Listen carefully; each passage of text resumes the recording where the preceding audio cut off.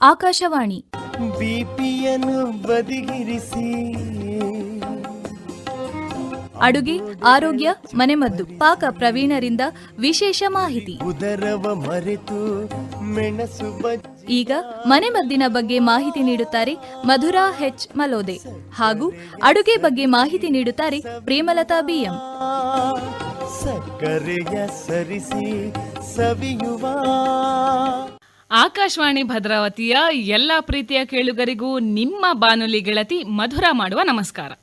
ಇಂದು ನಾವು ನಮ್ಮ ಸೌಂದರ್ಯದ ವಿಷಯಕ್ಕೆ ಸವಾಲಾಗಿರುವ ಕೂದಲು ಉದುರುವಿಕೆ, ಹೇರ್ ಫಾಲ್ನ ಬಗ್ಗೆ ಮಾತನಾಡೋಣ.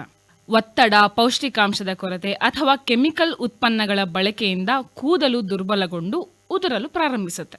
ಮೊದಲು ಕೂದಲು ಉದುರುವಿಕೆಯನ್ನ ತಡೆಗಟ್ಟೋದು ವೆರಿ ಮಚ್ ಇಂಪಾರ್ಟೆಂಟ್. ಕೂದಲಿನ ಬೇರುಗಳನ್ನ ಬಲಪಡಿಸುವ ಅದ್ಭುತ ಮನೆಮದ್ದು ಕರಿಬೇವಿನ ಸೊಪ್ಪಿನ ಮಿಶ್ರಣ ಹಾಗೂ ತೆಂಗಿನ ಎಣ್ಣೆ. ಇದಕ್ಕೆ ಬೇಕಾಗಿರೋದು 1 ಕಪ್ ಶುದ್ಧ ತೆಂಗಿನ ಎಣ್ಣೆ ಮತ್ತು 1 ಹಿಡಿ ತಾಜಾ ಕರಿಬೇವಿನ ಸೊಪ್ಪು. ಈ ಔಷಧೀಯ ಎಣ್ಣೆಯನ್ನ ತಯಾರಿಸೋದು ಬಲು ಸುಲಭ. 1 ಸಣ್ಣ ಪಾತ್ರೆಯಲ್ಲಿ ತೆಂಗಿನ ಎಣ್ಣೆಯನ್ನ ಹಾಕಿ ಅದಕ್ಕೆ ತೊಳೆದ ಕರಿಬೇವಿನ ಸೊಪ್ಪನ್ನು ಕೂಡ ಸೇರಿಸಿ ಕಡಿಮೆ ಉರಿಯಲ್ಲಿ ಅಂದ್ರೆ ಲೋ ಫ್ಲೇಮ್ ಅಲ್ಲಿ ಬಿಸಿ ಮಾಡಿ ಕರಿಬೇವಿನ ಸೊಪ್ಪು ಕಪ್ಪು ಮತ್ತು ಗರಿಗರಿಯಾಗುವಂತೆ ಕುದಿಸಿ ನಂತರ ಗ್ಯಾಸ್ ಆಫ್ ಮಾಡಿ ಎಣ್ಣೆಯನ್ನ ತಣ್ಣಗಾಗಲು ಬಿಡಿ. ಎಣ್ಣೆ ಸಂಪೂರ್ಣವಾಗಿ ತಣ್ಣಗಾದ ಮೇಲೆ ಅದನ್ನ ಸೋಸಿ ಬಾಟಲಿನಲ್ಲಿ ಶೇಖರಿಸಿ. ಈ ಎಣ್ಣೆಯನ್ನ ವಾರಕ್ಕೆ 2 ರಿಂದ 3 ಬಾರಿ ಕೂದಲಿನ ಬುಡಕ್ಕೆ ನಿಧಾನವಾಗಿ ಹಚ್ಚಿ ಮಸಾಜ್ ಮಾಡಿ. ಕನಿಷ್ಠ 30 ನಿಮಿಷಗಳ ನಂತರ ಮೈಲ್ಡ್ ಶ್ಯಾಂಪೂ ಅಥವಾ ಸೀಗೆ ಪುಡಿಯನ್ನ ಬಳಸಿ ತೊಳೆಯಿರಿ.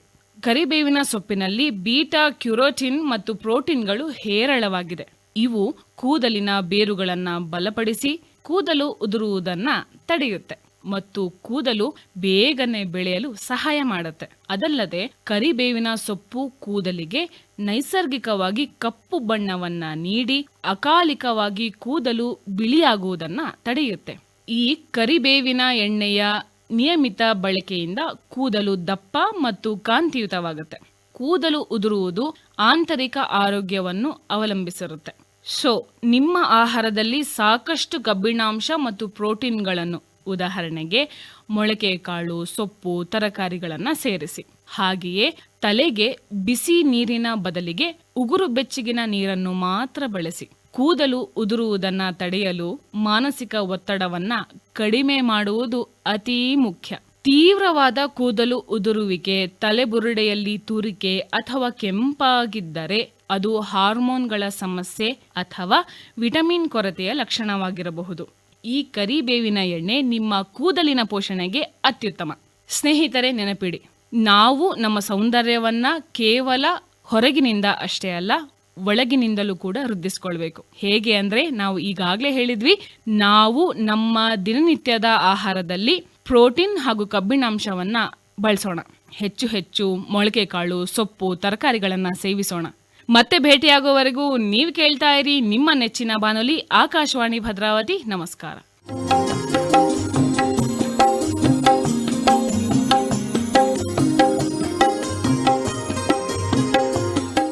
ಆತ್ಮೀಯ ಕೇಳುಗರಿಗೆಲ್ಲ ನಿಮ್ಮ ರೇಡಿಯೋ ಗೆಳತಿ ಪ್ರೇಮಲತಾ ಬಿಎಂ ಮಾಡುವ ನಮಸ್ಕಾರಗಳು. ಕಾರ್ಯಕ್ರಮಕ್ಕೆ ಪ್ರೀತಿಯ ಸ್ವಾಗತವನ್ನ ಕೋರ್ತಾ ಇದ್ದೇನೆ. ಎಲ್ಲಾ ಭಾಗ್ಯಗಳಿಗಿಂತ ಆರೋಗ್ಯವೇ ಭಾಗ್ಯ ಅಂತ ಹೇಳ್ತಾ ಇವತ್ತಿನ ಕಾರ್ಯಕ್ರಮದಲ್ಲಿ ಕರಿಬೇವು ಮತ್ತು ತೆಂಗಿನ ತುರಿಯನ್ನ ಬಳಸಿ ಒಗ್ಗರಣೆ ಅನ್ನ ಹೇಗೆ ಮಾಡೋದು ಅಂತ ತಿಳಿಸ್ತಾ ಇದ್ದೇನೆ. ಅದಕ್ಕೂ ಮೊದಲು ಕರಿಬೇವು ಹಾಗೂ ತೆಂಗಿನ ತುರಿಯಲ್ಲಿ ಏನೆಲ್ಲ ಉತ್ತಮ ಅಂಶಗಳಿದೆ, ಹಾಗೆ ಇದರಿಂದ ನಮಗೇನು ಉಪಯೋಗ ಆಗತ್ತೆ ಅನ್ನೋದನ್ನ ತಿಳಿಯೋಣ. ಕರಿಬೇವು ಕೇವಲ ಅಡುಗೆಯ ರುಚಿಯನ್ನ ಹೆಚ್ಚಿಸುವುದಲ್ಲದೆ ಆರೋಗ್ಯ ಮತ್ತು ಸೌಂದರ್ಯವರ್ಧಕವಾಗಿ ಕರಿಬೇವು ಕೇವಲ ಅಡುಗೆಯ ರುಚಿಯನ್ನ ಹೆಚ್ಚಿಸುವುದಲ್ಲದೆ ಆರೋಗ್ಯ ಮತ್ತು ಸೌಂದರ್ಯವರ್ಧಕ ಪ್ರಯೋಜನಗಳನ್ನ ಕೂಡ ಇದು ಹೊಂದಿದೆ. ಜೀರ್ಣಕ್ರಿಯೆಗೆ ಸಹಕಾರಿಯಾಗಿ ಮಧುಮೇಹವನ್ನ ನಿಯಂತ್ರಣಗೊಳಿಸುತ್ತೆ. ಖಾಲಿ ಹೊಟ್ಟೆಯಲ್ಲಿ ಕರಿಬೇವಿನ ಎಲೆಗಳನ್ನ ಜಗಿಯುವುದರಿಂದ ರಕ್ತದಲ್ಲಿನ ಸಕ್ಕರೆಯ ಮಟ್ಟವನ್ನ ಸಮತೋಲನದಲ್ಲಿ ಇಡಬಹುದಾಗಿದೆ. ಚಯಾಪಚಯವನ್ನ ಅಂದ್ರೆ ಮೆಟಾಬಾಲಿಸಂನ ಕೂಡ ಹೆಚ್ಚಿಸಬಹುದು.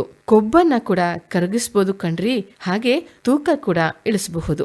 ದೇಹದಲ್ಲಿನ ಕೆಟ್ಟ ಕೊಲೆಸ್ಟ್ರಾಲ್ ಮತ್ತು ಟ್ರೈಗ್ಲಿಸರೈಡ್ ಮಟ್ಟವನ್ನ ಕೂಡ ಕಡಿಮೆ ಮಾಡಿ ಹೃದಯದ ಆರೋಗ್ಯವನ್ನ ಕಾಪಾಡುವುದು ಇದರ ಒಂದು ಉತ್ತಮ ಗುಣಗಳಲ್ಲಿ ಒಂದಾಗಿದೆ.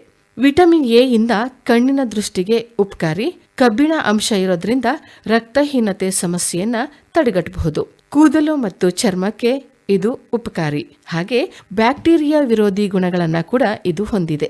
ಇಷ್ಟೆಲ್ಲ ಕರಿಬೇವು ಚಿಕ್ಕದಾದ್ರೂ ಕೂಡ ಅನೇಕ ಉಪಯೋಗಕಾರಿ ಅಂಶಗಳನ್ನ ಇದು ಹೊಂದಿದೆ. ಇನ್ನು ತೆಂಗಿನಕಾಯಿಯಲ್ಲಿ ಅನೇಕ ಉಪಯೋಗಗಳು ಕೂಡ ಇದೆ. ಇದನ್ನ ಕೂಡ ತಿಳಿಯೋಣ. ತುಂಬಾ ಪೋಷಕಾಂಶಗಳನ್ನ ಹೊಂದಿದೆ. ವಿಟಮಿನ್ ಸಿ ಇದರಿಂದ ರೋಗ ನಿರೋಧಕ ಶಕ್ತಿಯನ್ನ ಹೆಚ್ಚಿಸಿಕೊಳ್ಳಬಹುದು. ಚರ್ಮಕ್ಕೆ ಇದು ಒಳ್ಳೆಯದು. ಹಾಗೆ ವಿಟಮಿನ್ ಬಿ1 ಥಿಯಾಮಿನ್ ಶಕ್ತಿಯ ಉತ್ಪಾದನೆಗೆ ಇದು ಬಹಳಷ್ಟು ಉಪಯೋಗ. ಹಾಗೆ ನರಮಂಡಲದ ಆರೋಗ್ಯಕ್ಕೆ ಕೂಡ ಇದು ಉಪಕಾರಿ. ಇನ್ನು ವಿಟಮಿನ್ ಬಿ3 ಇದರಿಂದ ಮೆಟಬಾಲಿಸಂನನ್ನ ಸುಧಾರಿಸುತ್ತೆ. ಹಾಗೆ ವಿಟಮಿನ್ ಬಿ5 ಹಾರ್ಮೋನ್ನ ಉತ್ಪಾದನೆಗೆ ಸಹಕಾರಿಯಾಗಿದೆ. ಹಾಗೆ ವಿಟಮಿನ್ ಬಿ6 ಇದು ಪರಿಡೋಕ್ಸಿನ್ ಒಳಗೊಂಡಿದೆ. ಇದು ಮೆದುಳಿನ ಕಾರ್ಯಗಳಿಗೆ ಸಹಕಾರಿಯಾಗುತ್ತೆ. ರಕ್ತ ಕಣಗಳ ನಿರ್ಮಾಣಕ್ಕೆ ಸಹಾಯವಾಗುತ್ತೆ. ವಿಟಮಿನ್ ಇ ಆಂಟಿ ಆಕ್ಸಿಡೆಂಟ್ ಕೂಡ ಇದರಲ್ಲಿ ಇದೆ. ದೇಹವನ್ನ ಹೈಡ್ರೇಟ್ ಮಾಡುವುದು ಇದರ ಒಂದು ವಿಶೇಷ ಲಕ್ಷಣ.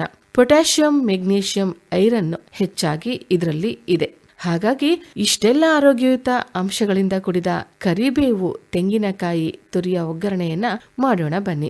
ಇದಕ್ಕೆ ಬೇಕಾಗುವ ಪದಾರ್ಥಗಳು: ಕರಿಬೇವು 10 ಹೆಸಳು ಅಥವಾ ಸಣ್ಣ ಬಟ್ಟಲಿನ ತುಂಬ ಮಿಕ್ಸಿ ಮಾಡಿಟ್ಟುಕೊಂಡು ಇದಕ್ಕೆ ನೀರು ಹಾಕುವುದು ಬೇಡ. ಹಾಗೆ ತರಿಯಾಗಿ ಇರ್ಲಿ. ಇನ್ನು ತೆಂಗಿನ ತುರಿ ಅರ್ಧ ಕಾಯಿ, ಅಂದ್ರೆ ಅರ್ಧ ಕಾಯಿನ ತುರಿದಿಟ್ಟುಕೊಳ್ಳಿ. ಇದು ತಾಜಾವಾಗಿರ್ಲಿ. ಹಾಗೆ ಆರೋಗ್ಯಕರ ಎಣ್ಣೆ ನೀವು ಯಾವುದಾದರೂ ಕೂಡ ಬಳಸಬಹುದು, ಆದ್ರೆ ಆರೋಗ್ಯವಾಗಿರ್ಬೇಕು. 4 ರಿಂದ 5 ಚಮಚ. ಇನ್ನು ಕಡಲೆಬೇಳೆ 1 ಚಮಚ, ಶೇಂಗಾ ಅರ್ಧ ಬಟಲು, ಉದ್ದಿನ ಬೇಳೆ 1 ಚಮಚ. ಒಗ್ಗರಣೆಗೆ ಜೀರಿಗೆ, ಸಾಸಿವೆ, ಒಂದಿಷ್ಟು ಕರಿಬೇವಿನ ಎಲೆಗಳನ್ನ ಹಾಕಿ. ಇನ್ನು ಈರುಳ್ಳಿ 2 ತೆಗೆದುಕೊಳ್ಳಿ. ಹಸಿಮೆಣಸಿನಕಾಯಿ ಅಥವಾ ಒಣ ಮೆಣಸಿನಕಾಯಿ 4 ರಿಂದ 5 ಬೇಕು. ನಿಂಬೆ ರಸ ಅರ್ಧ ಭಾಗ ಸಾಕು. ಸೈಂಧವ ಲವಣ ರುಚಿಗೆ ತಕ್ಕಷ್ಟು. ಹಾಗೆ ಸ್ವಲ್ಪ ಹಿಂಗು, ಕೊತ್ತಂಬರಿ ಸೊಪ್ಪು ಒಂದಿಷ್ಟು. ಈಗಾಗಲೇ ಮಾಡಿಟ್ಟುಕೊಂಡಂತಹ ಅನ್ನ ಇರ್ಲಿ. ಮಾಡುವ ವಿಧಾನ: ಮೊದಲಿಗೆ ಅನ್ನವನ್ನ ಉಡಿಯಾಗಿ ಮಾಡಿಟ್ಟುಕೊಳ್ಳಿ. ಒಲೆಯ ಮೇಲೆ ಬಾಣಲೆ ಇಟ್ಟು ಸರಿಯಾಗಿ ಕಾದ ನಂತರ ಆರೋಗ್ಯಕರ ಎಣ್ಣೆಯನ್ನ ಹಾಕಿ. ಇದಕ್ಕೆ ಸಾಸಿವೆ, ಜೀರಿಗೆ, ಕರಿಬೇವನ್ನ ಸಿಡಿಸಿ ನಂತರ ಕಡಲೆಬೇಳೆ, ಶೇಂಗಾ, ಉದ್ದಿನ ಬೇಳೆಯನ್ನ ಹಾಕಿ ಕೆಂಬಣ್ಣ ಬರುವಂತೆ ಉರಿಯಿರಿ. ಇದಕ್ಕೆ ಹಸಿಮೆಣಸಿನ ಅಥವಾ ಒಣಮೆಣಸಿನಕಾಯಿಯನ್ನ ಹಾಕಿ ಉರಿಯಿರಿ. ಹೆಚ್ಚಿದ ಈರುಳ್ಳಿ ಹಾಗೂ ಈಗಾಗಲೇ ಮಿಕ್ಸಿಯನ್ನ ಮಾಡಿಟ್ಟುಕೊಂಡಂತಹ ಕರಿಬೇವಿನ ಉಡಿಯನ್ನ ಹಾಕಿ ಚೆನ್ನಾಗಿ ಬಾಡಿಸಿ. ಹಾಗೆ ಇದಕ್ಕೆ ಸ್ವಲ್ಪ ಹಿಂಗನ್ನ ಕೂಡ ಹಾಕಿ ನಂತರ ಚೆನ್ನಾಗಿ ಘಮ ಬರುವವರೆಗೂ ಬಾಡಿಸಿ. ನಂತರದಲ್ಲಿ ಸೈಂಧವ ಲವಣವನ್ನ ರುಚಿಗೆ ತಕ್ಕಷ್ಟು ಹಾಕಿ ಗ್ಯಾಸ್ ಸ್ಟವ್ ಅನ್ನ ಆಫ್ ಮಾಡಿ. ನಂತರ 2 ನಿಮಿಷವಾದ ನಂತರ ನಿಂಬೆ ರಸವನ್ನ ಹಾಕಿ ಒಗ್ಗೂಡಿಸಿ. ಈ ಮಿಶ್ರಣಕ್ಕೆ ಈಗಾಗಲೇ ತಯಾರಿಸುವ ಅನ್ನವನ್ನ ಹಾಕಿ ಕಲಸಿ. ಇದಕ್ಕೆ ತೆಂಗಿನ ತುರಿಯನ್ನ ಕೂಡ ಹಾಕಿ ಕೊನೆಯಲ್ಲಿ ಕೊತ್ತಂಬರಿ ಸೊಪ್ಪನ್ನ ಹಾಕಿ ಕಲಸಿ ಸುಂದರಗೊಳಿಸಿ ಮನೆಯವರಿಗೆಲ್ಲ ಬಾಳೆಯ ಎಲೆಯಲ್ಲಿ ಬಡಿಸಿ. ಆಹಾ, ಎಂತ ಆನಂದಮಯವಾಗುವುದು ಗೊತ್ತಾ? ಈ ರೆಸಿಪಿಯನ್ನ ಮಾಡಿ ಟೇಸ್ಟ್ ಮಾಡಿ ಅನಿಸಿಕೆಯನ್ನ ನೀವು ಆಕಾಶವಾಣಿ ಭದ್ರಾವತಿಗೆ ತಿಳಿಸಿ. ಕೇಳ್ತಾ ಇರ್ರಿ ಸದಾ ಆಕಾಶವಾಣಿ ಭದ್ರಾವತಿ. ಧನ್ಯವಾದಗಳು. ಹಿಂದೋಳ ರಾಗದಲ್ಲಿ ದೋಸೆಗಳ ಘಮ ಘಮದಿ. ಇದುವರೆಗೂ ಅಡುಗೆ, ಆರೋಗ್ಯ, ಮನೆಮದ್ದು, ಪಾಕ ಪ್ರವೀಣರಿಂದ ವಿಶೇಷ ಮಾಹಿತಿ ಕೇಳಿದಿರಿ. ಸರಿಸಿ ಸವಿಯುವ ಮನೆಮದ್ದಿನ ಬಗ್ಗೆ ಮಾಹಿತಿ ನೀಡಿದವರು ಮಧುರಾ ಹೆಚ್ ಮಲೋದೆ ಹಾಗೂ ಅಡುಗೆ ಬಗ್ಗೆ ಮಾಹಿತಿ ನೀಡಿದವರು ಪ್ರೇಮಲತಾ ಬಿಎಂ. ಕಾರ್ಯಕ್ರಮದ ನಿರ್ವಹಣೆ ಎಸ್ಆರ್ ಭಟ್. ಸಹಕಾರ ಅಶ್ವಿನಿ, ಸವಿತಾ.